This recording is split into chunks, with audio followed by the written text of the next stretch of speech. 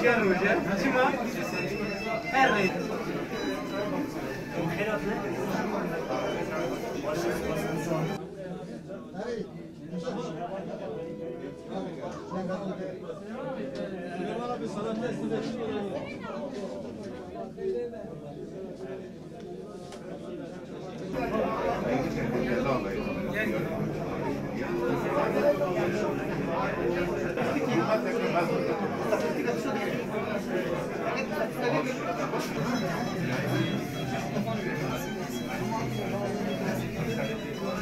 بخیر هاتنه سرچاواتنه ایرو جبو مروجه کی دیروکیه از باورم جبو کردی می دل شوات و دل سوجی روجه کی دیروکیش با ماجی روجه کی بقیمته وکه هم دزانن نوبار هم به کوارین خو هم به وشانخانه خو بکتابین خو دمک دریجه هول ده خبات که جهد ککو لسر چند زمان دیروکا کردان خباتان بکه او دکن دوی واریدا حتی امکانی که هبن خبات کلیه و جرت بیوجید ای بکه افکارا چقدر زحمته گلک جارا مگوتیه ام دبیجن البته طبی افکاری وشانگریه کردی ترکیه دشتین گلک زحمته دمشق و مشیایه البته افکار دما وی زحمتیه ام دکشینن پیشتی انجام کاری خو دما مری سمره کاری خود بینه انجام دبینه او زحمتیه کو مر دوی واریدا دکشینه جی گلک جاران کم دبه تقدا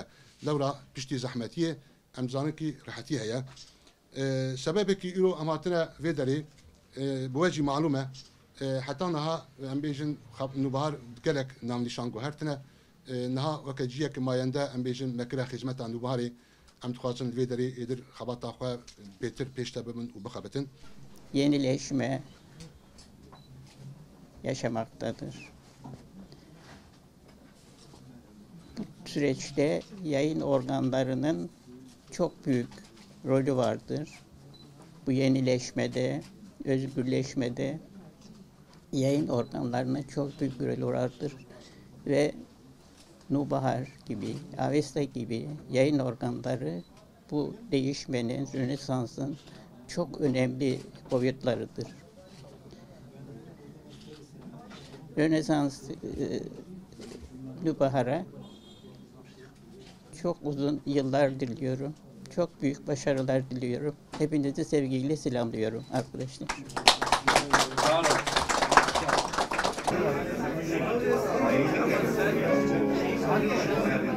Sana dayanıklı